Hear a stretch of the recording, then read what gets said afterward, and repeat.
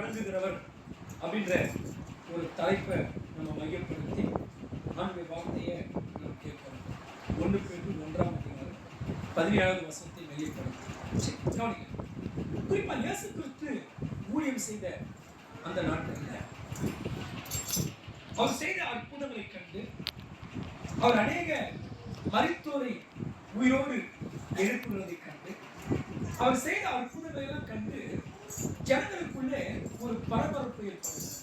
இவர் யார்? இவர் எவ்வளோ காரியங்களை செய்கிறாரே என்று சொல்லி மக்களுக்குள்ள ஒரு மிகப்பெரிய கேள்வி ஜனங்களுக்குள்ள கேட்கிறாங்க, இவர் யாரோ இவர் யார்? இவர் காற்றும் கடலும் இவருக்கு கட்டுப்படுகிறது என்று சொல்லி கேள்வி ஜனங்களுக்குள்ளே வருகிறது. இப்படிப்பட்ட கேள்விகள் இருக்கும் போது ஆண்டவர் என்ன பண்ண சீசர்களை பார்த்து கேட்கிறார். சரி, எல்லாரும் என்ன எப்படி சொல்றாங்க அது இருக்கட்டும், நீங்க என்ன யாருக்கு சொல்றீங்க அப்படின்னு ஒரு கேள்வி கேட்கிறார். அப்போது சீசர்கள் ஒரு சிலர் சொல்றாங்க, நீ யோவான் சொன்ன, நீ எலியா, நீ எரேமியா, இல்லைன்னா தீர்க்கதரிசியில ஒருத்தர் அப்படின்ற மாதிரி சொல்லிக்கிறார். இயேசு சொல்றாரு, இருக்கட்டும், நான் யாரு சொல்லி பார்க்கிற மாதிரி கேட்கும்போது பேதுரு சொல்றாரு. பேதுரு என்ன சொல்றாரு அப்படின்னு சொன்னா, ஸ்தோத்திரிக்கிறோம், நீ ஜீவனுள்ள தேவனுடைய குமாரனாகிய கிறிஸ்து. அப்போ மற்றவங்களுக்கு இருக்கிற அறிவுக்கும் பேதுருக்கு இருக்கிற அறிவுக்கு வித்தியாசம் இருக்கு. அறிவுல வித்தியாசம் இருக்கு. எல்லாருக்கும் ஒரே மாதிரி அறிவு கிடையாது. எல்லாருக்கும் ஆண்டவர் இதயத்தை கொடுத்திருக்கிறார், எல்லாருக்கும் சரீர உறுப்புகளை கொடுத்திருக்கிறார். ஆனால் அறிவு என்பது ஒவ்வொருவருக்கும் வித்தியாசம். என் அறிவு ஒரு மாதிரி டிஃபரெண்ட், உங்களுடைய அறிவு ஒரு மாதிரி டிஃபரெண்ட், பிள்ளைகளுடைய அறிவு ஒரு மாதிரி டிஃபரெண்ட். எல்லாருக்கும் அறிவிலே, சிலருக்கு அறிவிலே இம்ப்ரூவ்மெண்ட் இருக்கும், சிலர் அறிவிலே வளர்ச்சி அடைஞ்சிருப்பாங்க, சிலர் அறிவிலே வளர்ச்சியே இல்லாமல் இருப்பாங்க.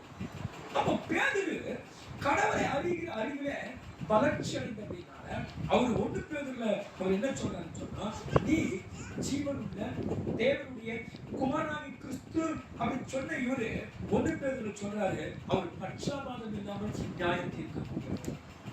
அப்போ ஒரு மனுஷனுடைய அறிவுல வளர்ச்சி நமக்கு வேணும். அதாவது நம்ம ரட்சிக்கப்பட்ட புதுசுல நமக்கு இருந்த அதே அறிவு தான் இன்றைக்கு எனக்கு இருக்குது அப்படி இருக்கு. நிறைய பேர் கடவுள் எப்படி பார்ப்பாங்க, அவர் சுகம் கொடுக்கிறார், அவர் விடுதலை தருகிறார், அவர் கேட்டதை கொடுப்பாரு, இதுக்குள்ளேயே போய்கிட்டு இருப்பாங்க. ஆனால் அறிவு நமக்கு இம்ப்ரூவ்மெண்ட் ஆகும்.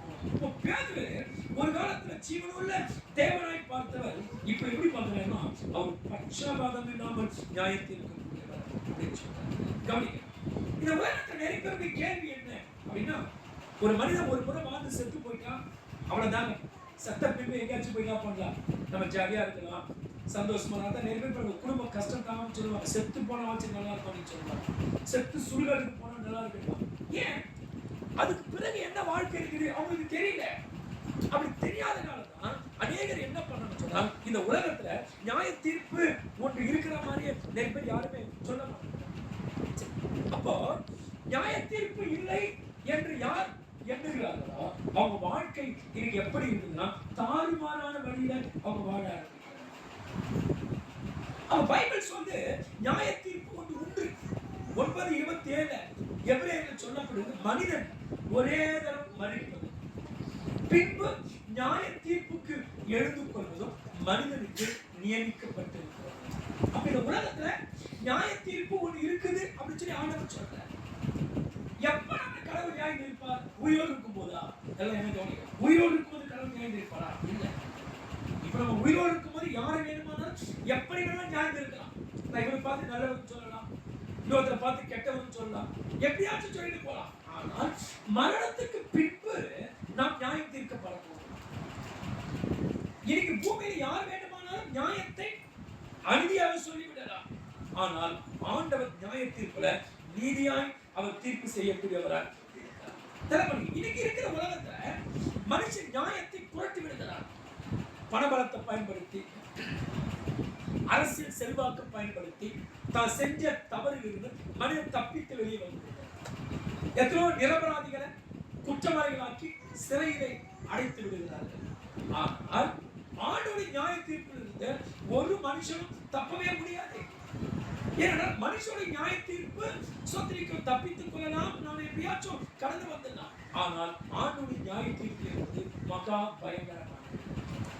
அப்போ நியாய தீர்ப்பு உண்டா அப்படின்னா கண்டிப்பா நியாய தீர்ப்பு என்பது உண்டு. சரி, யாருக்கு நம்ம நியாயம் தீர்க்க போறது? ஏன் யார் நியாயம் தீர்க்க போறாங்க? பைபிள் சொல்லுது, யோவான் 5:22 நியாயம் தீர்க்கக்கூடிய அதிகாரத்தை பிதாவாகிய தேவன் தமது குமாரனாகிய இயேசுவுக்கு கொடுத்திருக்கிறார்.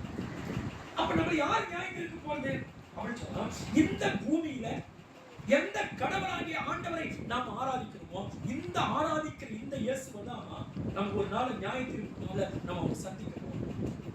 அப்போ அவர் தான் என்ன பண்ண போறாருன்னா, சிம்மாசனத்துல உட்கார்ந்துட்டு என்னையும் உங்களையும் இந்த பூமியில இருக்கிற எல்லா மக்களையும் அவர் என்ன பண்ண போறாருன்னா அன்றைக்கு நியாய தீர்ப்பு செய்ய இருக்கிறார். உதாரணத்துக்கு இயேசு சிம்மாசனத்துல உட்கார்ந்து நியாய தீர்ப்பு செய்யும் போது மக்களுடைய மனநிலை எப்படி இருக்கும் யோசித்து பாருங்க. இன்னைக்கு பூமியில நிறைய பேர் இயேசுவே வேணாம்னு சொல்லிட்டு போறாங்க. இயேசு அந்நிய நாட்டு கடவுள் சொல்லி இயேசுவை மறுதலிக்கிறார். சிலர் இயேசுவும் ஒரு தெய்வம் சொல்லி இப்படி போயிடுறாங்க. அப்போ அப்படிப்பட்ட காரணத்தினால இயேசுவை வெறுக்கிறாங்க, இயேசுவை நிறைய பேர் பகைக்கிறாங்க, இயேசுக்கு ஊழியத்தை நிறைய பேர் உபத்திரப்படுத்துறாங்க. ஆனா இப்படிப்பட்ட மக்கள் எல்லாம் ஒரு நாள்ல மறிச்சு நியாய தீர்ப்புல ஆண்டவங்களை எழுப்பி நியாய தீர்ப்புல நிக்க வைக்கும்போது இயேசுவை பார்க்கும்போது அவங்க மனசு எப்படி இருக்கு யோசிப்பாங்க? ஷாக் ஆயிடும். இது உதாரணமா ஒரு உண்மையை சொல்றேன், ஒரு சம்பவத்தை சொல்றேன். ஒரு ஹோட்டல் உரிமையாளர் ஒருவர் தன் ஹோட்டல் இருக்கிற வேலையாட்களை கூப்பிட்டு அவருக்கு ஒரு ஒரு வார்த்தையை முன்வைத்தார். என்ன அப்படின்னு சொன்னா, ஹோட்டலுக்கு ஏழைகள் யாராகிலும் வந்தா, பரதேசிகளோ திக்கற்றவர்களோ ஏழை எளிய மக்களோ யாராகிலும் இந்த ஹோட்டலுக்கு வருவாங்க சொன்னா அவர்களுக்கு காசு என்ன கொடுக்கிறாங்களோ அதை வாங்கிக்கிட்டு உணவு கொடுங்க, இல்லையா நீங்க இலவசமா கூட உணவு கொடுங்க என்று சொல்லி அந்த ஹோட்டல் உரிமையாளர் அங்க இருக்கிற எல்லா வேலையாட்களுக்கும் சொல்லி வச்சிருக்காங்க. சொல்லி வைக்கும் போது சரி, இப்ப நம்ம சொன்ன விஷயத்தை இவங்க கடைபிடிக்கிறாங்களா இல்லையா பார்க்கலாம் என்பதற்காக என்ன ஆச்சுன்னா, ஒரு நாள் அந்த ஹோட்டல் உரிமையாளர் என்ன பண்ணாங்கன்னா மாறு வேஷம் அணிந்து கொண்டு ஒரு பிச்சைக்காரன மாதிரி கீழே போன ஆடைகளை உடுத்தி கொண்டு ஹோட்டலுக்குள்ள நுழைகிறார். ஹோட்டலுக்குள்ள நுழையும் போது என்ன ஆச்சுன்னா, அங்க இருக்கிற ஆட்கள் வந்து சிச்சி இங்கெல்லாம் வராது, உணவு ஆட்களா இங்க சாப்பிடக்கூடாது என்று சொல்லி அந்த ஆட்கள் என்ன பண்ண துரத்தி விட்டாங்க. சரி, என்னதான் துரத்திட்டாங்க, உள்ள என்ன நிலவரம் என்ன கவனிக்கிறீங்க? என்ன பாருங்க, உள்ள என்ன நிலவரம் இருந்து பார்க்கலாம் என்று சொல்லி உள்ளுக்குள்ள நடக்கிற விஷயத்தை ஒரு ஜன்னல் ஓரத்தில் உட்கார்ந்துட்டு அவர் பார்த்துட்டு இருக்காரு. அப்படி பார்க்கும்போது அங்க இருக்கிற சொத்திருக்கிறோம் ஏழைகள், காசு குறைபட்டவங்க, காசு முழுசா கட்ட முடியாதவங்க, இல்ல மற்ற ஆட்கள் அவங்க மற்றவரை மாதிரி அவங்க என்ன பண்றது நடத்தாம அவங்க வேற விதமா நடத்திக்கிட்டு இருக்காங்க. அப்ப உடனே என்ன பண்றாங்க, அந்த ஹோட்டல் எஜமானர் தன்னுடைய எல்லா வஸ்திரங்களை கழட்டி போட்டுட்டு இப்ப உள்ள போக ஆரம்பிச்சாங்க. உள்ள போனோம் அவங்களுக்கு பயங்கரமான ஒரு ஷாக். இவங்க நீதானா அந்த மனுஷன் என்று சொல்லி அவங்களுடைய கட்டளைக்கு யாரெல்லாம் கட்டுப்படவில்லை அவங்களால என்ன பண்ண வேலை விட்டு துரத்திட்டு மற்ற ஆட்களை கொண்டு வந்து உள்ள வச்சார். இதே வரலாறு நியாய தீர்ப்பு நாள்ல ஆண்டவர் சிம்மாசனத்துல உட்கார்ந்துட்டு இருக்கும் போது இந்த பூமியில யாரெல்லாம் அவரை வெறுத்தார்களோ, யாரெல்லாம் அவரை வேண்டாம் என்று சொல்லி பகைத்தார்களோ, யாரெல்லாம் சொத்திருக்கிறோம் மற்றவைகளை ஆராதித்து வழிபட்டாங்களோ அப்படிப்பட்ட மக்கள் எல்லாம் ஆண்டு குடும்பம் இருக்கும் போது ஜனங்களுக்கு ஒரு பேர் வந்து இவரெல்லவா பூமியில வருத்தோம், இவரு சபையல்லவா நம்ம பாழாக்கணும், இந்த மனுஷனுடைய சொத்திருக்கிற ஆட்களை அல்லவா நம்ம சித்திரவதைகளுக்கு உட்படுத்தணும் என்று சொல்லி எல்லாரும் பயங்கரமான அதிர்ச்சிக்குள்ளாக அதிர்ச்சி அடைந்து போவார். அப்ப என்ன நியாய தீர்ப்பு ஸ்தோத்திரிக்கிறோம், யார் செய்ய போறது? இயேசுவே நம்மளை நியாய தீர்ப்பு செய்யணும். இயேசுவை நியாயம் விசாரித்த ஏரோது மரித்து அவன் தேவ சமூகத்தில் தேவனுடைய சிங்காசனத்திற்கு முன்பாக நியாய தீர்ப்பு நிற்கும் போது ஏரோது என்ன யோசிப்பாரு? ஐயோ, பூமியில இவரை நான் நியாயம் தீர்த்தேன், ஆனா இவர் வந்து இதுக்கு என்ன நியாயம் தீர்க்கிறார், இவருக்கு தெரியாம போயிடுச்சு. ஒருவேளை பிரார்த்தி இயேசுவை நியாய தீர்ப்பு செய்யும் போது என்ன யோசிப்பான்? ஐயோ, இவரு எல்லாம் வேணுமோ கையை கழுவி ஸ்தோத்திரிக்கு சிலுவைக்கு ஒப்பு கொடுத்தோம், இவருக்கு தெரியாம போச்சே, ஐயோ இவர் ஏத்துக்காம போயிட்டேனே என்று சொல்லி புலம்பி கதறி அழுவார். அப்படியா இந்த உலகத்துல நியாய தீர்ப்புன்னு ஒன்று உண்டு. எப்ப நியாய தீர்ப்பு நடக்கும்? மனிதனுடைய மரணத்துக்கு பின்புதான் நியாய தீர்ப்பு நடக்கும். இப்பெல்லாம் கடவுள் யாருமே நியாயம் தீர்க்கல. ஆனா ஆண்டு சொன்ன சீசர் வந்து சொல்றாங்க, ஆண்டவரே என்று கேட்கும்போது அப்ப சீசர் சொல்றாங்க, கோதுமை களைகளை பிடுங்கட்டுமா என்று கேட்கிறாங்க. அப்படின்னு சொல்றாரு, இல்ல களைகளை பிடுங்க வேண்டாம், கோதுமைகள் வளரும் போதே களைகளை வளர விடுங்க. அறுவடை நாட்கள் வரும்போது அப்ப தனியா என்ன பண்ணிடலாம், களைகளை தனியா பதரை தனியா நம்ம பிரிச்சு சாரி களைகளை தனியாவும் கோதுமைகளை தனியாவும் பிரிச்சு எடுக்கலாம் என்று சொல்றோம். அப்ப என்ன நியாய தீர்ப்பு ஒன்று உண்டு. நியாயம் செய்ய போகிற யார் அப்படின்னு சொன்னா இயேசுவே உங்களை என்னையும் ஒரு காலத்துல நியாய தீர்ப்பு செய்யும். சரி, இந்த உலகத்துல மக்கள் நியாய தீர்ப்பு செய்யறதுல இந்த உலகத்துல நியாய தீர்ப்பு என்பது ரெண்டு வகையான நியாய தீர்ப்பு இருக்கிறது.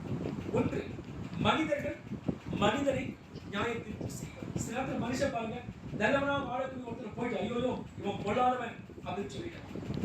உண்மையா இருக்கிற ஒருத்தர் போயிட்டு இவன் உண்மையே இல்லை அப்படின்னு சொல்லிடுவாங்க. ஆனால் கடவுளுடைய நியாய தீர்ப்பு அப்படி அல்ல. நல்ல இந்த பூமியில மனிதர்கள் மனிதரை தீர்ப்பு செய்த காரியங்கள் ஒரு 3 உதாரணத்தை நான் உங்களுக்கு சொல்றேன். முதல்ல யோசேப்பை குறித்து சொல்றேன். யோசேப்பு எகிப்து தேசத்துல வாழ்ந்தார். எகிப்து தேசத்துல அவர் ஸ்தோத்திரிக்கும் போத்திபாருடைய வீட்டிலே அவர் இருந்தபோது போத்திபாருடைய மனைவிதான் யோசேப்பின் மீது ஆசைப்பட்டு யோசேப்பை பாவத்துக்கு இழுத்து யோசேப்பை புறக்கணித்து விட்டு ஓடி போகிறார். ஆனா படி யார் மேல போட்டாங்க சொல்லுங்க, யார் மேல போட்டாங்க? பாவத்தை விட்டு ஓடின யோசேப்பு மேல பாவம் செஞ்சா சொல்லி படிய போட்டாங்க. இப்போ யோசேப்பை புடிச்சிட்டாங்க.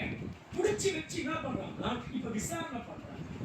அந்த காலத்துல அடிமைகளுடைய பேச்சு அங்க எடுபடாது. அடிமைகள் சொல்ற எந்த வார்த்தைகளையும் அடிமை பட்சத்தில் நியாயமே இருந்தா கூட என்ன பண்ண மாட்டாங்க, கேட்க மாட்டாங்க. அப்ப யோசேப்புடைய பட்சத்துல நியாயம் இருந்தது. ஆனா அவன் அடிமையா இருந்தது, அவன் ஒரு வீட்டுக்குள்ள வேலைக்காரனா இருந்ததுனால அவன் பட்சத்தில் நியாயம் இருந்தும் அவன் நியாயம் எகிப்திலே எடுபடாமல் போத்திபாருக்கு தெரியும் யார் தப்பு பண்ணிருப்பாங்க அப்படின்னு சொல்லி. யோசேப்பு தப்பு பண்ணிருப்பானா இல்லையா மனைவி தப்பு பண்ணிருப்பான்னு சொல்லி போத்திபாருக்கு தெரியும். ஆனா தெரிஞ்சிருந்தோம் அடிமைகளுடைய வார்த்தைக்கு அந்த அவங்களுடைய கௌரவ பிரச்சனைக்காக பாவம் செய்யாத யோசேப்பு இங்க பலிக்கடவாய் மாற்றப்படுறார். அப்போ யோசேப்புக்கு சொன்ன தீர்ப்பு எப்படி இருந்தது? அபாண்டமாக வீணான பழி செய்யாததை செஞ்சா என்று சொல்லி அபாண்டமாய் பழி சுமத்தினார். அடுத்தது எஸ்தருடைய புத்தகத்தை நீங்க பார்க்கும்போது 3ஆம் அதிகாரத்தை 8, 9 முதல் நீங்கள் படிக்கும் போது ஆமான் என்கிற ஒரு தளபதி ஒருவன் இருக்கிறான், அதிகாரி. அந்த பெர்சியா தேசத்துடைய அதிகாரி ஒருவன் இருக்கிறான். அவன் என்ன பண்ணான்னு சொன்னா, மொர்தெகாய் எனக்கு வணக்கம் செலுத்தல, நான் வரும்போது மொர்தெகாய் எழுந்து நிற்கல என்பதற்காக இந்த மொர்தெகாயை ஆமான் பழி வாங்குவதற்காக திட்டம் போடுறான். சரி, மொர்தெகாயை மட்டுமா பழி வாங்குறது? அவனை சார்ந்த எல்லா மக்களையும் நம்ம பழி வாங்க வேண்டும் என்பதற்காக இவன் என்ன பண்ணான்னா அந்த எல்லா யூத மக்களையும் அழிக்கிறதுக்காக ஆகாஸ்வேரு ராஜாவிடத்துல போயிட்டு உத்தரவு கேட்கிறான். அப்ப என்ன சொல்றான், நம்ம நாட்டில் இருக்கிற ஒரு குறிப்பிட்ட ஜனம் எல்லாம் சரியா நடக்கல, அவங்க சட்டத்தை மீறி நடக்கிறாங்க, அதனால இப்படியே விட்டா நம்ம நாடு உருப்படாது, மக்கள் எல்லாம் கெடுத்துருவாங்க, அதனால அவங்களை அழிச்சு அவங்களுக்கு உண்டான ஆதாயத்தை கொண்டு வந்து நான் கஜனாவை கட்டுறேன், நீ அனுமதி கொடு என்று சொல்லி கேட்கிறேன். இப்ப என்ன பண்ணிருக்கணும் ராஜா அப்படின்னு சொன்னா, இல்லப்பா ஜனங்களை கூப்பிடலாம், இல்ல ஜனங்க மத்தியில போலாம், விசாரிக்கலாம், யார் பட்சத்துல தப்பு இருக்குது, இது உண்மையா இல்லையா அப்படி சொல்லி யோசிச்சிருக்கணும். ஆனா இவன் அப்படி யோசிக்காம இவன் என்ன பண்ணான்னு சொன்னா, முத்திர மோதிரத்தை கயிற்றி அது ஆமானுடைய கரத்துல கொடுத்து நீ என்ன நினைக்கிறியோ உன் இஷ்டப்படி செய்யா அப்படின்ற மாதிரி என்ன பண்ணா அவனுக்கு அதிகாரம். அப்ப பாருங்க, ஒரு ராஜா நியாய தீர்ப்பு செய்ய வேண்டியவன், விசாரிச்சுட்டு நியாய தீர்ப்பு செய்ய வேண்டியவன், ஆனா விசாரிக்காமலே நியாய தீர்ப்பு செய்யணும். சரி, அடுத்தது இயேசு கிறிஸ்துவுடைய வாழ்க்கையில் அவருக்கு என்ன மாதிரி நியாய தீர்ப்பு நடந்தது அப்படின்னு சொன்னா, லூக்கா என்ற சுவிசேஷம் 23ஆம் அதிகாரம் 8 முதல் 12 வரைக்கும் நம்ம வாசிக்கும் போது அங்க இயேசுவை நியாயம் விசாரிக்கிற சம்பவங்கள் எழுதப்பட்டிருக்கு. முதல்ல இயேசு என்ன பண்றாரு, அண்ணாவிடத்துல கொண்டு போகப்படுகிறார், அப்புறம் ஸ்தோத்திரிக்கும் காய்பாவிடத்துல கொண்டு போகப்படுகிறார், அதுக்கப்புறம் ஆலோசனை சங்கம் அங்கே கொண்டு போகப்படுகிறார், அதன் பிறகு ஏரோதிடத்துல கொண்டு போறார், சாரி பிலாத்துவிடத்துல கொண்டு போறாங்க, மறுபடியும் ஏரோது கிட்ட வராங்க, மறுபடியும் நம்ம பிலாத்து கிட்ட அனுப்புறாங்க. இப்போ இயேசுவை எல்லா இடத்துலயும் விசாரிக்கிறாங்க, இவன் குற்றவாளியா? முதல்ல ஏரோது விசாரிக்கிறார், ஏரோது நல்லா விசாரணை பண்ணி பார்த்துட்டு ஒரு குற்றமும் இல்லப்பா அவர்கிட்ட அப்படின்னு சொல்லி அனுப்பி வச்சிருக்காங்க. இப்ப இயேசு நேரா என்ன பண்றாருன்னா பிலாத்து கிட்ட கொண்டு போறாரு. இப்ப பிலாத்து விசாரிக்கிறார். பிலாத்து அங்க இருக்கிற யாரெல்லாம் குற்றம் சாட்டினார்களோ அந்த ஆசாரியர்கள், அங்க இருக்கிற அதிகாரிகள், அங்க இருக்கிற ஜனங்கள் எல்லாரையும் ஒண்ணு கூட்டி நிக்க வச்சு இப்ப அவங்களுக்கு ஒரு வார்த்தை சொல்றாரு. என்ன சொல்றாரு, ஜனங்களை கலகத்துக்கு தூண்டிவிடக்கூடியவனா இந்த மனுஷனை நீங்க காட்டுனீங்க.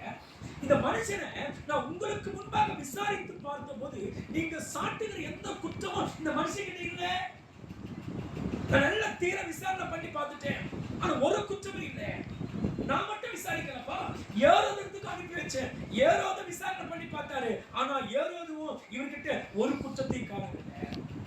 3 முறை கேட்கிறேன், நான் இவர்கிட்ட ஒரு குற்றத்தையும் பார்க்கல, இவர்கிட்ட ஒரு குற்றத்தை பார்க்கல. அதனால இவனை தண்டிச்சு என்ன பண்ணலாம், விடுதலை பண்ணிடலாம். அப்ப நீதிபதியே எந்த முடிவுக்கு வந்துட்டாரு, இவர்கிட்ட எந்த தப்பும் இல்ல, தண்டிச்சு மக்கள் கொடுக்கிற ஆயுதத்துக்காக தண்டிச்சு விட்டுலாம் அப்படிதான் யோசிக்கிறாங்க. ஆனா இவ்வளவு பண்ணியும் மக்கள் தொடர்ந்து ஓயாம இயேசுவை சிலுவையிலையும் அப்படி சொல்லிக்கிட்டே இருந்ததுனால இவன் பிளான் என்ன பண்றாரு, இவனோ விசாரிச்சுட்டு குற்றமே இல்ல, இவன் நீதிபதி, இவன் விடுதலை ஆக்கணும் அப்படி முடிவுக்கு வந்துட்டவரு இப்ப கடைசியா ஜனங்கள் கொடுக்கிற அழுத்தத்தினால இப்ப கடைசியா நம்ம கேட்கிறாரு, குற்றம் சாட்டிய இவனை நான் என்ன செய்ய வேண்டும் என்று சொல்லி யாரெல்லாம் குற்றம் சுமத்தினார்களோ அந்த குற்றம் சுமத்தின மக்களிடத்திலேயே குற்றவாளியாக இருக்கிற இயேசுவை குறித்து கேட்கிறார். இப்ப ஜனங்க என்ன சொல்லுவாங்க, ஜனங்க என்ன சொல்லுவாங்க, விடுதலை பண்ணு சொல்லுவாங்களா, சொல்ல மாட்டாங்க. அப்போ உலக சரித்திரத்திலே ஒரு நீதிபதி சட்டத்தை படிச்சு சாட்சிகளை வைத்து தான் தீர விசாரணை பண்ணி குற்றவாளிக்கு தீர்ப்பு சொல்லணும். ஆனா பிளாத்து சட்டத்தையோ இல்ல சட்ட புத்தகங்களையும் படித்து அவன் தீர்ப்பு செய்யவில்லை, சாட்சிகளை கேட்டும் அவன் தீர்ப்பு செய்யவில்லை. குற்றவாளிகள் பட்சத்திலே சார்ந்து அநியாயமான தீர்ப்பை என்ன பண்ணான்னு சொன்னா இயேசுவுக்கு வழங்கினார். அப்போ இந்த உலகத்துல செய்கிற தீர்ப்பெல்லாம் எப்படி இருக்குது, நியாயம் இல்லாம அநியாயமான முறையில அதிகாரிகளுக்கு பயந்து பணபலத்துக்கு பயந்து அப்பாவிகள் பாதிக்கப்பட முடியாது இன்னைக்கு தீர்ப்பு செய்யறாங்க. ஆனால் ஆண்டவர் செய்யற தீர்ப்பு எப்படி இருக்கும், ஆண்டவர்கிட்ட கடுகளவும் அநீதி கிடையாது. அவர் உள்ளதை உள்ளபடியே சொல்றார், இல்லாததை இல்லாததாகவே சொல்றார். வேதம் சொல்லுங்க ஸ்தோத்திரிக்கிறோம், அவர் பட்சபாதம் இல்லாமல் அவர் நியாய தீர்ப்பு செய்வார். இயேசு கிறிஸ்துவை குறித்து ஸ்தோத்திரிக்கிறோம் பவுல் பல இடங்களில் பேசுறார். அப்ப பிலிப்பியர் 3ஆம் அதிகாரத்துல 6ஆம் வசனத்துல பவுல் சொல்றார், நியாய பிரமாணத்துக்குரிய நீதியின்படி குற்றம் சாட்டப்படாத நான் என்று சொல்ற அவரு 2 தீமோத்தேயு 4:8 சொல்றாரு, அவர் நீதி உள்ள நியாயாதிபதி. அவன் எப்படி நியாயம் தீர்ப்பாரா இயேசு சொல்லுங்க. அநியாயமாய் அவர் நீதியாய் நியாயம் தீர்க்கக்கூடிய நியாயாதிபதியாய். சரி, எப்படி எல்லாம் ஆண்டவர் நியாயம் தீர்ப்பார், ஒரு 3 காரியத்தை மட்டும் சொல்லி முடிச்சிருப்பார். ஃபர்ஸ்ட், பட்சபாதம் இல்லாமல் அவரவருடைய செயல்களின்படி நியாயம் தீர்ப்பு செய்வார். எப்படி நியாயம் தீர்ப்பு செய்வார் சொல்லுங்க, யாருக்கும் பட்சபாதம் காட்டவே மாட்டார். இவங்க ஜெபம் பண்ணுவாங்க, இவங்க ஊழியம் பண்ணுவாங்க, இவங்க ஊழியர்களுக்கு கொடுத்தவங்க, இதை தாங்கினவங்க அப்படின்னு ஆளை பார்த்து அவர் தீர்ப்பு செய்வாங்க. அவங்க பின்னணியை பார்த்து, அவங்க அந்தஸ்தை பார்த்து, அவங்க ஜாதியை பார்த்து அப்படி தீர்ப்பு செய்கிறவர் ஆண்டவர் அல்ல. நாம் செய்கிற செயலுக்கு நாம தான் பொறுப்பேற்கணும். நான் ஒரு தப்பு பண்ணிருக்கேன்னு வச்சுங்க, அந்த தப்புக்கு யார் பொறுப்பேற்கணும்? நான் செஞ்ச தப்புக்கு என் மனைவி பொறுப்பாளியா மாற முடியாது, என் மனைவி செஞ்ச தப்புக்கு கணவன் பொறுப்பாளியா மாற முடியாது, என் பிள்ளைங்க செஞ்ச தப்புக்கு பிள்ளைங்க தான் பொறுப்பாளி. அப்ப யார் தவறு செஞ்சாலோ அந்த தவறுக்கு அவர்கள் தான் பொறுப்பாளி. அதான் பைபிள் சொல்லுது, பாவம் செய்த ஆத்மா தான் சாகும். பாவம் செஞ்சதை விட்டுட்டு பாவம் செய்யாதவத்துல போயிட்டு அவரை கேட்க மாட்டார். தகப்பன் செய்த பாவத்தை பிள்ளைகள் மேல சொத்துக்கு தகப்பன் மேல தான் சுமத்துவார். பைபிள் தான் சொல்லி எசேக்கியேல் எதெல்லாம் கவனிக்கிறீங்க, கவனிக்கணும். அப்போ ஆண்டவர் தீர்ப்பு செய்யும் போது ஸ்தோத்திரிக்கிறோம், ஒவ்வொரு செயலுக்கும் தக்கதாக அவர் தீர்ப்பு செய்வார். நம்ம அந்தரங்கத்துல என்ன பண்ணோம், வெளிப்படையா என்ன பண்ணோம், ஒரு வெளிப்படையா நீங்க நல்லது பண்ணிருக்கலாம், இது அந்தரங்கத்துல நீங்க நல்லது பண்ணிருக்கலாம். எதுவா இருந்தாலும் ஆண்டவர் ஸ்தோத்திரிக்கிறோம் என்ன செய்வார் என்று சொல்ல போனா ஒரு மனுஷனுடைய ஸ்தோத்திரிக்கிற கிரியைகளின்படியே ஆண்டவர் என்ன பண்ணுவார், ஒரு மனிதனுக்கு நியாய தீர்ப்பு செய்வார். எத்தனை பேர் கவனிக்கிறீங்க, எத்தனை பேர் கவனிக்கிறீங்க, சேர்ந்து சொல்லலாம். அப்போ ஆண்டவருடைய தீர்ப்பு எப்படி இருக்கும், பட்சபாதம் இல்லாமல் ஆண்டவர் நியாய தீர்ப்பு செய்வார். எப்படி தீர்ப்பு செய்வார்? யோசிக்கிறாங்க, அந்த நேரத்துல யாருக்கு தெரியாம ரகசியமா தப்பு பண்ணா யாரு கண்ணுக்கு தெரியும் போகுது, அப்படி யோசிக்கிறோம். பைபிள் இதே மாதிரி ஒரு சம்பவம் நடந்ததுன்னு சொல்றேன். ஆகான் என்கிற ஒரு மனிதன் யோசுவா என்ன பண்றாருன்னா கானானுக்கு நோக்கி பயணம் செய்து கொண்டிருக்கும் போது ஆண்டவர் சொல்லி அனுப்புறார், எரிகோ பட்டணத்துல போயிட்டு இது மாதிரி சம்பவம் துதிங்க 7 நாள் ஆகும் அப்படின்னு சொல்றாரு. பட்டணத்தை பிடிக்கும் போது அந்த பட்டணத்தில் இருக்கிற எந்த சாபத்தீடான பொருளையும் நீங்க எடுக்க கூடாது. கவனிக்கணும். இப்ப ஆண்டவர் சொல்லிட்டாரு. ஆனா இப்ப எல்லாம் போறாங்க. ஆகான் என்கிற ஒரு மனுஷன் என்ன பண்ணான்னு சொன்னா, அவன் ஓடி எந்த பொருளை எடுக்க கூடாது, அது சாபத்தீடானது என்று ஆண்டவர் சொன்னாரோ அதே பொருளை இவன் ஓடி என்ன பண்ணான், எடுத்துக்கொண்டு வந்து தன் வீடுகளுக்குள்ள என்ன பண்ணான், தன் இருக்கிற பொருளோடு ஒரு பொருளாய் அதை ஒடுக்கி வைத்தார். இப்ப யோசுவாவுக்கு தெரியல, யுத்தத்துக்கு போனாங்க, நீங்க போனா உங்களுக்கு வெற்றி கொடுப்பேன்னு சொல்லி ஆண்டவர் சொல்லியிருந்தாரு. ஆனா போனாங்க, யுத்தத்துல தோத்து போயிட்டாங்க. இப்ப யோசுவாவுக்கு தெரியல ஏன் தோல்வி வந்துச்சு, எங்கே தவறு நடந்தது, தவறு செய்த நபர் யார், எந்த மாதிரியான தப்பு நடந்திருக்கிறது, யோசுவாவுக்கு ஒண்ணுமே தெரியாது. கவனிங்க, ஒரு நம்ம வீட்டுல இருக்கிறவங்க நம்ம செய்யற தப்பு என் அப்பா அம்மாவுக்கு தெரியாது, நான் என்ன பண்றேன் தூரமா பண்றேன் யாருக்கு தெரிய போகுது. ஆனா யாருடைய கண்ணுக்கு தெரியுதோ கர்த்தருடைய கண்ணுக்கு எல்லா தவறுகளும் தெரியாம. அப்ப ஆகான் என்ன யோசிக்கிறான், நான் அந்தரங்கமா செய்யற விஷயத்தை யார் பார்க்க போறாங்க அப்படிதான் ஆகான் யோசிக்கிறான். ஆனால் ஆண்டவருடைய கண்கள் அதை கண்டது. அப்ப யோசுவாவுடைய கண்ணுக்கு தெரியல, கூட இருக்கிற மக்களுடைய கண்களுக்கு அவன் இவன்தான் தப்பு பண்ணது தெரியல.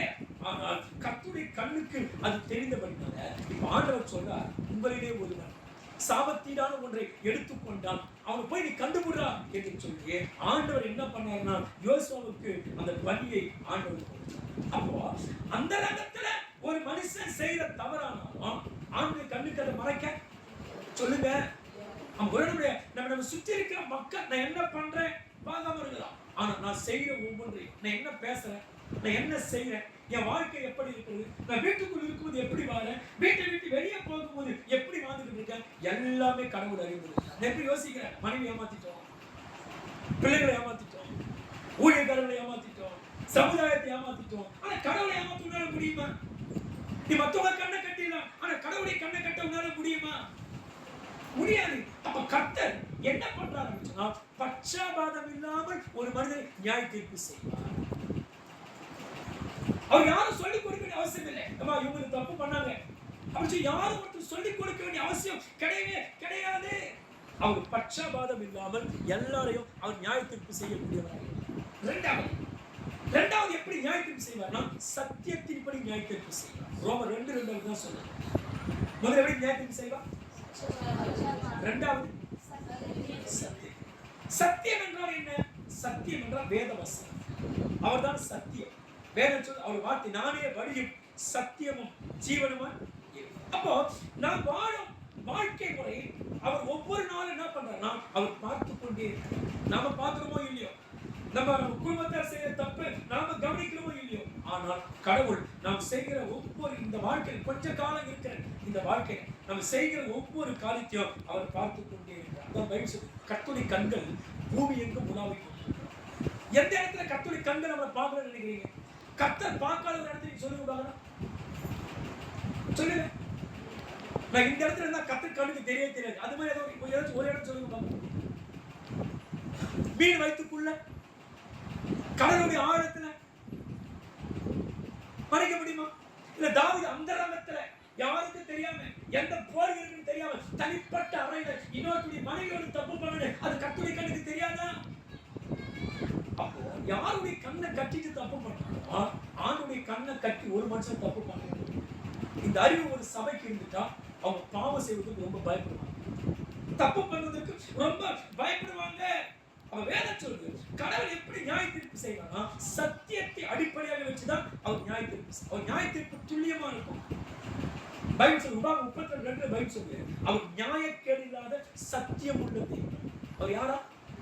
அவர்கிட்ட அநியாயம் என்பதே, அவர்கிட்ட அநீதி என்பதே கிடையாது. அவர் நியாயக்கேடு இல்லாத சத்தியம் உள்ள தேவன் என்று வேதம் சொல்லுது. ஆண்டவர் நம்ம சத்தியத்தின்படி நியாய தீர்க்க இருக்கிறதுனால இந்த சத்தியத்துக்கு மாறா நம்ம நடக்க கூடாது. ஏன்னா எந்த சத்தியத்தை நம்ம சபையில கேட்கிறோமோ, எந்த சத்தியத்தை நாம் படிக்கிறோமோ அந்த சத்தியத்தை வச்சுதான் கடவுள் நம்ம நியாயம் தீர்க்க. இதுதான் சட்ட புத்தகம். நம்ம வச்சிருக்கிற பைபிள் தான் சட்ட புத்தகம். சொல்லுங்க, எதை வச்சு நியாயம் தீர்ப்பு பண்ண போறாரு? ஆண்டவர் சட்ட புத்தகம் எது? நம்ம கையில் இருக்கிற பைபிள் தான் சட்ட புத்தகம். அப்ப இந்த சட்ட புத்தகத்தில் என்ன எழுதியிருக்கிறோம், இந்த சட்ட புத்தகத்திலிருந்து எந்த வார்த்தையை நான் படித்தேனோ, இந்த சட்ட புத்தகத்திலிருந்து என்ன நான் கேட்டேனோ அதை வச்சுதான் ஆண்டவர் என்ன என்ன பண்ண போறோம்னா நம்மளை நியாய தீர்ப்பு செய்ய போறோம். அதனால இப்படியெல்லாம் கர்த்தர் சத்தியத்தை கொண்டு நம்மளை நியாய தீர்க்கிறவரா இருக்கிறதுனால இந்த பூமியில வாழும்போது நம்ம வாழ்க்கை முறை எப்படி இருக்குது, நம்ம எதை சரியா செஞ்சுக்கிட்டு இருக்கிறோம், எதை சரியா செய்யாம இருக்கிறோம், எங்க தவறிக்கிட்டு இருக்கிறோம் என்பதை கண்டுபிடித்து அந்த காரியத்தை நாம் சரிபடுத்த வேண்டும். அப்படி சரிபடுத்தாம சத்தியத்துக்கு கட்டுப்படாம நம்ம அடங்காத காளைகளை போல ஓடுவோமானால் நியாய தீர்ப்பு எப்படி இருக்கும் என்பதை நாம் சிந்தித்து பார்க்கணும். சரி, நியாய தீர்த்துட்டாங்க, நியாய தீர்த்து பின்பு என்ன பண்ணுவாரு? பைபிள் சொல்லு, நியாய தீர்ப்பு பின்பு 2 காரியம் தான் இருக்கு. ஒன்று ஜீவன், இன்னொன்று மரணம். ஒரு நியாய தீர்ப்புக்கு பின்பு ஒன்று அவன் ஜீவனுக்குள்ளே பிரவேசிப்பான், இல்லையேல் அவன் மரணத்துக்குள்ளே பிரவேசிப்பான். எப்படி யோசிப்பு? இங்கே செத்து போயிட்டேன், சத்தத்துக்கு பிறகு ஒரு சாவு இருக்குதா? அல்ல. அக்கினியும் கந்தகம் எரிகிற அக்கினி கடல்ல ஒருத்தர் தூக்கி போறாரே, அதைத்தான் வேதம் 2ஆம் மரணம் என்று சொல்லும். முதல் மரணம் எது? முதல் மரணம் என் சரீரத்தை விட்டு என் ஆத்மா பிரிந்து போவதுதான் முதல் மரணம். சரிங்களா? அப்ப 2வது மரணம் எது? ஆத்மா பிரிஞ்சு போன நீ ஆணுடைய நியாய தீர்ப்பிலே நியாயம் தீர்க்கப்பட்டு தண்டனைக்கு இடம் பெறுகிறாயே, அதுதான் 2வது. அப்போ உலகத்துல நியாய தீர்ப்புக்கு பின்பு 2 காரியம் மட்டும்தான் நடக்கும். ஒன்று, நீ பூமியில என்ன வாழ்ந்தாயோ அந்த வாழ்க்கை பொறுத்து தான் உனக்கு பலன் கிடைக்கும், இல்லையா? என்ன செஞ்சாயோ அதுக்கேற்ற மாதிரி தண்டனைகளை அங்க பெற்றுக்கணும். ஒன்று, நீ இந்த பூமியில நன்மை செய்து கடவுளை தேடி நன்மை செய்து நீ வாழ்ந்திருந்தால் உனக்கு நித்திய வாழ்க்கையை கர்த்தர் கொடுப்பார். அந்த நித்திய வாழ்க்கை கொடுத்தது மாத்திரமல்ல, நித்திய வாழ்க்கையில உனக்கு பலனையும் ஆண்டவர் கொடுப்பார். என்ன பலன்? இந்த பூமியில ஊழியம் செஞ்சிருப்பேன், ஆத்ம ஆதாயம் பண்ணி இருப்பேன், கடவுளுக்காக நிறைய கொடுத்திருப்பேன், கடவுளுக்காக தாங்கி இருப்பேன், பாடுகளை, அவமானங்களை, நிந்தனைகளை, வீணான குற்றச்சாட்டுகளை நீ ஏற்றுக்கொண்டிருப்ப. ஆனால் இப்படிப்பட்ட எல்லாவற்றுக்கும் ஆண்டவர் நித்திய வாழ்க்கையில நீ சகித்துக் கொண்டதற்காக ஆண்டவர் பலன். ஆனா வயசு உங்களை நிந்தித்து துன்பப்படுத்தி பல தீமையான மொழிகளை உங்கள் பேரிலே பொய்யாய் சொல்வார்களானால் நீங்கள் சந்தோஷப்பட்டு களி கூறுங்கள், பரலோகத்திலே உங்கள் பலன் மிகுதியாக. அப்ப ஆண்டவர் எதுக்கெல்லாம் பலன் கொடுப்பாரு? நான் அவமானத்தை சகிச்சேனே, நிந்தனைகளை சகிச்சேனே, வீணான குற்றச்சாட்டுகளை மற்றவங்க செய்யாத என் மேல சுமத்தும் போது அதை சகித்துக் கொண்டேனே, அதற்கெல்லாம் ஆண்டவர் எனக்கு நிச்சயத்திலே பலன் கொடுப்பார். நான் ஊழியம் செய்ததற்கு பலன் கொடுப்பார். நான் எத்தனை ஆத்துமாக்கள் ஆதாயம் பண்ண அந்த ஆத்துமாக்களுக்கு பலன் கொடுப்பார். நான் ஊழியம் செஞ்சேனா, இல்லை சும்மா இருந்தேனா, எல்லாவற்றுக்கும் ஆண்டவர் எனக்கு பலன் கொடுப்பார். எந்த அளவினால் அளந்தேனோ அதே அளவின்படி ஆண்டு எனக்கும். இந்த பூமியில் என்ன அளந்தீங்களோ கர்த்தருக்காக அதான் பைபிள் சொல்லு. எந்த அளவினால் அளக்கிறீங்களோ அதே அளவினால் உங்களுக்கு என்ன பண்ண. அப்ப இந்த பூமியில நம்ம என்ன செய்தோமோ அதை வச்சுதான் நமக்கு பரலோகத்துல பலன் எப்படி இருக்குது, நம்ம போகக்கூடிய எதுவா இருக்குது என்பதை அதுதான் நமக்கு தீர்மானம். சரி, ஒன்று, நான் நியாயம் தீர்க்கப்பட்டு நித்திய வாழ்க்கை இல்லைன்னா நான் எங்கதான் போவேன்? பைபிள் சொல்லுது, வெளிப்படுத்தி 21:8 அக்கினி கந்தகம் எரிகிற அக்கினி கடலிலே ஒரு மனிதன் தள்ளப்படுவான். என்ன பண்ணுவானா? அக்கினி கந்தகம் எரிகிற. சரி, அங்க யாரெல்லாம் இருப்பாங்க? நியாயம் தீர்க்கப்பட்ட பின்பு யாரெல்லாம் அங்க போவாங்க? பைபிள் விக்கிரகத்தை ஆராதிக்கிறாங்க. யாரு சொல்லுங்க? யாரு விக்கிரகத்தை ஆராதிக்கிறாங்க? அப்ப விக்கிரகத்தை ஆராதிக்கிற யாருமே சொர்க்கலோகத்துக்குள்ள பிரவேசிக்கவே முடியாது. சிலை வழிபாடுகள், சொர்ப வழிபாடுகள், மண் வழிபாடுகள், மர வழிபாடுகள், இப்படி மனிதனை வழிபடுவது, இப்படிப்பட்ட வழிபாடுகளை செய்கிற யாருமே அந்த சொர்க்க வாழ்க்கைக்குள்ள பிரவேசிக்க முடியாது என்று சொல்லி வேதம் நமக்கு தெள்ள தெளிவாய் சொல்லி பைபிள் சொல். அப்போ இந்த பூமியில நம்ம வழிபடுகிற வழிபாடுகளை குறித்து கர்த்தர் நியாயம் தீர்ப்பார். பைபிள் அப்படியே நம்ம விக்கிரகத்தை ஆராதிக்கிறோம் எங்க இருப்பாங்களா? நரகத்தில் இருப்பாங்க சொன்னா, அப்ப இந்த பூமியில ஆராதிக்கிற ஆராதனை முறையை குறித்து கர்த்தர் நியாயம் தீர்க்கிறார். அப்படிதானே? நீ எதை ஆராதிச்சே, நீ எதை வழிபட்ட, எது உன் தெய்வமா இருந்தது, அப்ப அதை குறித்து கர்த்தர் நியாய தீர்ப்பு கேட்கிறார் அர்த்தம். அப்படிதானே? பைபிள் சொல்லி விக்கிரகத்தை ஆராதிக்க இருப்பாங்க. அப்ப உங்களுக்கு எதை ஆராதிச்சு பூமியில உனக்காக பாடுபட்டு ரத்த சிந்தி நான் செத்து இருக்கும் போது நீ என்ன விட்டுட்டு சொத்து எதையோ வழிபட்டியான்னு சொல்லி விக்கிரகத்தை ஆராதிக்கணும் குறித்து கர்த்தர் நியாயம் தீர்ப்பார். அப்போ நம்ம வழிபாடு ரொம்ப முக்கியம். இந்த பூமியில நம்ம வாழ்கிறதுனாலதான் நம்ம யாரை வழிபடுகிறோம் அது ரொம்ப முக்கியம். ஏதாவது எங்க அப்பா அம்மா வழிபட்டாங்க, நானும் வழிபட்டேன், அப்படி யாரை வழிபடுகிறோம், யாரை தெய்வத்திற்கு நம்பிக்கையோடு எதிர்நோக்கி கொண்டிருக்கிறோம். அப்ப வழிபாட்டை குறித்து கர்த்தர் நியாய தீர்ப்பு செய்வார். அப்ப இந்த பூமியில உன் வழிபாடு தப்பா இருந்துச்சுன்னா, பூமியில உன் வழிபாடு தவறா இருந்துவிட்டால் நிச்சயமாக அது நித்திய வாழ்க்கைக்குள்ள உன்னை கொண்டு போகாது. அடுத்து நம்முடைய நம்பிக்கை குறித்து கர்த்தர் நியாய தீர்ப்பு செய்வார். எதை குறித்து? ஏன்னா பைபிள் அவிசுவாசம் உள்ளவர்கள் அங்க தள்ளப்படுவாங்க. அப்ப என்ன அர்த்தம்? இந்த பூமியில நான் எதை நம்பி வாழ்ந்தேன், எதை நம்பாம போயிட்டேன். அப்போ என் நம்பிக்கை எதுவா இருக்கிறதோ அதை குறித்து ஆண்டவர் நியாயத்திற்கு செய்வார். அடுத்தது விபச்சாரக்காரங்க இருப்பாங்க. அப்படி என்ன அர்த்தம்? சரீரத்தை கெடுத்தா பாருங்க. ஏன்னா இந்த சரீரம் என்பது கடவுளுடைய ஆலயம். எல்லாம் சொல்லுங்க பாருங்க. இந்த சரீரம் என்னது? கர்த்தருடைய ஆலயம். இது கடவுள் படைச்ச சரீரம் தான். ஆனாலும் இந்த சரீரம் கடவுளுக்கு சொந்தம்.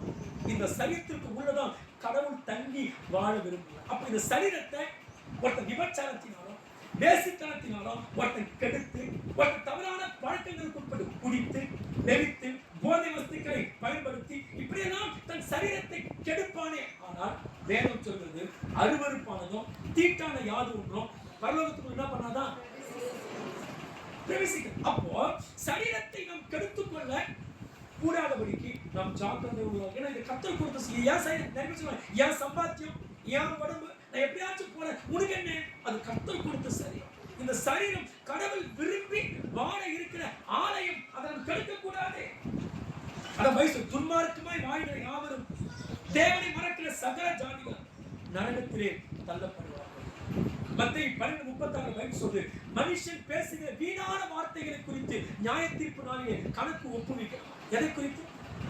இந்த பூமியை பேசுற வீணான வார்த்தைகளை குறித்து அப்போ கர்த்தர் வாயின் வார்த்தைகளும் நியாயம் தீர்க்க போறார். அந்தரங்க வாழ்க்கையை குறித்து நியாயம் தீர்க்கிறார், வழிபாட்டை குறித்து நியாயம் தீர்க்கிறார், சரிங்களா? வெளிப்படையாய் செய்த காரியங்களை குறித்து நியாயம் தீர்க்கிறார்.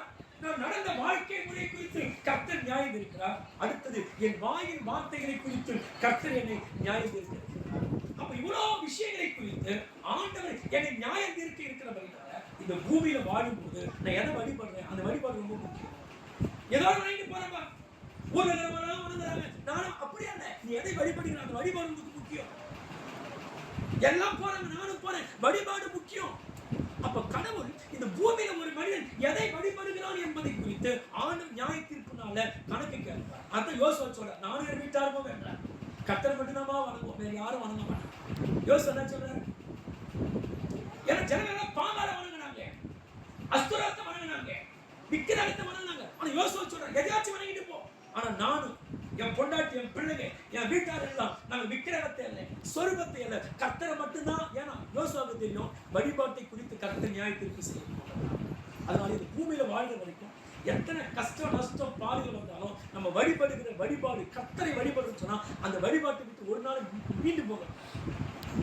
வழிபாடு ரொம்ப முக்கியம். காலமெல்லாம் வழிபாடு. நிறைய பேர் கிறிஸ்தவங்களா மட்டுமே இருப்பாங்க, ஆனா வழிபாடு செய்யணும். கேட்டு பாருங்க, நான் மனசுக்குள்ளேயே கடவுளை நினைச்சுக்கிறேன். அப்ப கடவுளை ஒவ்வொரு நாளும் நாம் ஆலயத்துக்கு வந்து வழிபட வேண்டும், சத்தியத்தை கேட்கணும். ஏன்னா வழிபாடு ரொம்ப முக்கியம். வழிபாட்டை குறித்து கர்த்தர் நியாய தீர்ப்பு செய்ய போகிறார். அந்தரங்கத்தை குறித்து சொல்லுங்க. அப்ப யாருக்கு தெரியாம ஒன்று செஞ்சு நம்மளால நினைக்கவே முடியாது. கர்த்தருடைய கண்களுக்கு எதையுமே நம்மால் மறக்க முடியாது. நம்முடைய வீணான வார்த்தைகளை குறித்து, நம்ம சிந்திக்கிற எண்ணங்களை குறித்து எல்லாவற்றையும் கர்த்தர் நீதியாய் அவர் நியாயம் தீர்க்க இருக்கிறவங்க. நாம் பாவம் செஞ்சதுக்கு இவங்கதான் காரணம் சொல்லி நம்ம யாரையும் பலிக்காரமாய் மாற்ற முடியாது. நிறைய பேர் கேட்டு பாருங்க, காலையில ஒரு ஐயா என் பைக்கில் உட்காந்து வந்தேன், அவர் வீட்டுல ஒரு மனைவி வந்து அடிச்சு துரத்திட்டாங்களாம். யாரை அடிச்சு துரத்துவாங்க? புருஷனா மனைவி அடிச்சு துரத்துவான்னு கேள்விப்படும். ஆனா இங்க என்ன ஒரு மனைவி புருஷன் அடிச்சுனா போயிட்டாங்க. ஏன்னா புருஷன் செய்த தவறுனால அது மாதிரி காரியம் நடந்து விட்டது. அப்போ சொல்ற ஸ்தோத்திரிக்கிறோம். அவர் சொல்லும் போது அவர் சில காரியங்களை சொல்லிட்டு வந்தாரு. ஆனாலும் ஸ்தோத்திரிக்க தன் மனைவியை காரணம். நான் இப்படி இருக்கிறது காரணம் யார் தெரியுமா? என் மனைவிதான் காரணம் அல்ல. நாம் என்ன செய்யணுமோ, எந்த பாவத்தை நாம் செஞ்சிருந்தாலும் மற்றவங்களை அல்ல, நான் செஞ்ச பாவத்துக்கு நான் தான் பொறுப்பாளி. எல்லாம் சொல்லுங்க, நான் செய்யற பாவத்துக்கு நான் தான் பாஸ்டர் பொறுப்பாளி. நிறைவேசிக்கிறேன், நான் செஞ்ச பாவத்துக்கு அவருக்கு இல்ல, பாஸ்டர் பொறுப்பாளி இல்ல, நான் செய்யற பாவத்துக்கு நான் பொறுப்பாளி. நீங்க செய்யற பாவத்துக்கு நீங்க தான் பொறுப்பாளி. நான் செய்யற பாவம் தண்டனை அவனவன் தன் சிலுவை சுமக்கணும். நான் செஞ்ச பாவம் செஞ்சா தண்டனை நான் தான் சுமக்கணும், நீங்க சுமக்க முடியாது. அதே மாதிரி நீங்க பாவம் செய்வீங்க, நீங்க கர்த்தருக்கு பிரியமா சத்தியத்தை மீறி நடப்பீங்கன்னா அதை நாம தான் சுமக்கணும். ஆனால் உலகத்தை வாழ்றதுனால அந்த செய்திகள் உண்மையாக இருக்கும், உத்தமமா இருக்கும். ஒரே ஒரு சம்பவத்தை நடந்த உண்மையான விஷயத்தை மாத்திரம் சொல்லி நான் முடிவு செய்கிறேன். உண்மையாக நடந்த ஒரு விஷயம், ஒரு கிராமத்துல ஒரு வயதான தாயார் இருந்தாங்க. கணவன் இல்லை, ஒரே ஒரு பிள்ளை, அந்த பிள்ளை எடுத்து அந்த தாயை வளர்க்க ஆரம்பிச்சாங்க. சொந்த பையன். வீடு கூட அவங்களுக்கு சொந்த நிறையான அழகான வீடு கிடைக்காது. ஓட வீடு தான், உள்ள குடிஞ்சுதான் வீட்டுக்குள்ள போகணும். அது மாதிரியான ஒரு தோற்றத்துல அவங்க வீடு இருக்கும். ஆனால் ஒரு பிள்ளை வளர்த்தாங்க. ஆனா பிள்ளையோ உலக மக்கள் வாழ்கிற வாழ்க்கையெல்லாம் பார்த்து என்ன வீடு கட்டி வச்சிருக்கிற, என்ன படிக்க வைக்கிற, என்ன சாப்பாடு போறன்னு சொல்லி ஒவ்வொரு நாளும் தன் தாயாரை மனம் நோக்கும்படியா பேசிக் கொண்டிருக்காங்க. நல்ல கவனிகள். தாயார் ரொம்ப வேதனைப்பட்டாங்க, கஷ்டப்பட்டாங்க. பிள்ளைய கஷ்டத்துக்கு மத்தியில படிக்க வச்சாங்க. பிள்ளை படித்தான். ஆனால் படித்து தன் திறமைக்கேற்ற திறமை அவனுக்கு இல்லாதபடினால அவன் திறமையை மதிச்சு யாரும் வேலையை கொடுக்கல. தாயார் தான் மற்றவங்க கையில காலில் விழுந்து தன் பிள்ளைக்கு வேலையை தேடி கொடுத்தார். மகன் என்ன தப்பு பண்ணாலும் மற்றவரால் தண்டிக்கப்படாதபடிக்கு தாயார் தான் போய் கெஞ்சி இவன் உயிரை காப்பாற்றினார். ஒரு முறை தாயாருடைய சிபாரிசினாலே பையனுக்கு பேங்க்ல ஒரு நல்ல வேலை கிடைச்சது. போய் பேங்க்ல வேலை செஞ்சான். வேலை கிடைச்ச உடனே அம்மா கிட்ட வந்தான். அம்மாவை உட்கார வச்சான். இப்ப அம்மா கிட்ட சொன்னான், எனக்கு பேங்க்ல வேலை கிடைச்சிச்சு, இனிமேல் இந்த குடிசை வீட்டுக்குள்ள என்ன பண்ண மாட்டேன், நான் வாழ மாட்டேன். நான் சென்னையில போய் ஒரு வீடு வாடகை எடுத்து அங்கேயே நான் சுகபகமா வாழ போறேன். ஆனா ஒரு கண்டிஷன், நீ இங்கதான் இருக்கும். என்னை பார்க்க யாராச்சும் வந்தாங்கன்னா என் பிள்ளை இவன் தான் சொல்லி என்ன பண்ண முடியாது. நீ சொல்ல அப்படி சொன்னா என்ன நினைப்பாங்க, தப்ப நினைப்பாங்க சொல்லி தன் தாயாருக்கு அவன் சொல்லிவிட்டு அவன் சென்னை பட்டணத்துக்கு போனான். ஊழியம் செய்தான். கொஞ்ச காலம் வாழ்ந்தான். அப்புறம் என்னாச்சுன்னா அவனுக்கு ஒரு வேலையை மாத்துறாங்க, டிரான்ஸ்பர் பண்ண மாத்துறாங்க. மாத்தி வரும்போது ஒரு குறிப்பிட்ட இடத்துல வேலை செய்யறான். தாயார் வீட்டுக்குள்ள இருக்கிறாங்க. வயது முதிர்ந்து விட்டது. உழைச்சி சம்பாதிக்க பலன் இல்லை. அதனால போய் பிச்சை எடுக்க ஆரம்பிச்சான். பையன் பேங்க்ல வேலை செய்யறான். ஆனா தாயார் போய் என்ன பண்றாங்க சொல்லுங்க, பையன் பேங்க்ல கை நிறைய சம்பாதிக்கிறான். ஆனா தாயார் போய் பிச்சை எடுக்கிறாங்க. பிச்சை எடுத்தே பிழைத்து பல காலங்களை கடத்தினார். ஒரு நாள் வயது கூப்பினாலே அந்த தாயார் சரியான உணவு இல்லாமல் அப்படியே மரித்து விட்டார். ஆனால் மரிக்கிறதுக்கு முன்பாக ஒரு கடிதம் எழுதி வைத்திருந்தார். தன் மகன் அந்த பகுதியில் வரதை பார்த்துட்டு, என் மகன் இங்கதான் இருக்கிறான் என்று சொல்லி, நான் ஒருவேளை மரித்து விட்டால் இந்த கடிதத்தை என் மகனிடம் கொடுத்துடுங்க என்று சொல்லி அந்த தாயார் கடிதம் எழுதி வைத்து விட்டு மரித்து விட்டார். நல்ல கவனிகள். அப்படி மரித்த பின்பு என்ன சம்பவம் நடக்குன்னு சொன்னா, இந்த கடிதத்தை கொண்டு போய் அந்த பையனுக்கு கொடுக்கிறாங்க. அவ பையன் பார்க்கறான், அதை படிக்கிறான். அப்ப தாயார் அந்த கடிதத்தில் எழுதி இருக்கிறாங்க. என்ன எழுதிருக்காங்கன்னு சொன்ன, மகனே, உன்னை சிறு வயது முதல் கொண்டு நான் கஷ்டப்பட்டு வளர்த்த ஆளாக்க, ஆனா ஒரு நாள் கூட நீ என்னிடத்துல அன்பாய் பேசின நாட்கள் இல்லை. எவ்வளோ நாள் உதவி செஞ்சேன், ஆனாலும் உயிரோடு இருக்கும் போது எனக்கு எந்த உதவியும் நீ செய்யல. எந்த தாய்க்குரிய பாசமே உனக்கு இல்லை. ஆனா இப்ப நான் மரித்து விட்டேன். என் அடக்கத்தையாக என்னுடைய சரீரத்தையாக என்ன பண்ணு, நீ அடக்கம் வந்த வா மகனே என்று சொல்லி அந்த கடிதத்தில் எழுதியிருந்தார்கள். எழுதி முடிச்ச பின்பு கீழே ஒரு வரி எழுதியிருந்தாங்க, மகனே, நான் செத்தாலும் உனக்கு நான் கஷ்டத்தை வச்சுட்டு சாக மாட்டேன்.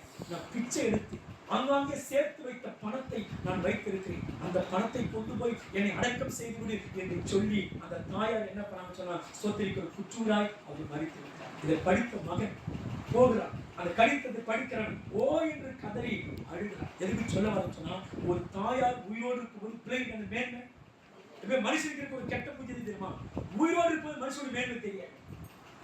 உயிரோடு இருக்கும்போது பெத்த தாய்க்கு தங்க சாப்பாடு போட மாட்டாங்க.